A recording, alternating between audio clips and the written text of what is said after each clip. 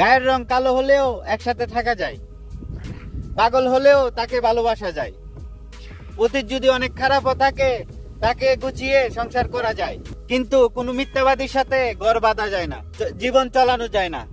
যদি কোনো মিথ্যাবাদীকে বিশ্বাস করে তার জীবনটাই শেষ করে দেয়, তার সুখ শান্তি সবকিছু একদম মাটি করে দেয়।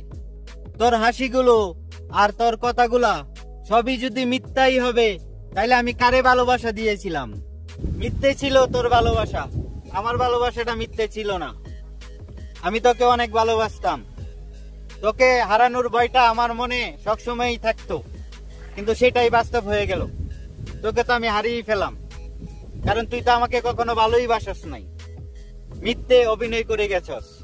ভালোবাসি তোকে, কিন্তু সত্যি ভালোবাসায় কখনো মিথ্যের ঠাঁই হয় না। ভালোবাসা যদি সত্য হতো তাহলে তোকে মিথ্যা কথা বলতে হতো না, কারণ সত্যের উপরে দাঁড়ানো সম্পর্ক কখনো ভাঙে না। কিন্তু মিথ্যায় গড়া সম্পর্ক বেশি দিন টিকে না, ওইটা হাওয়ায় মিশে যায়।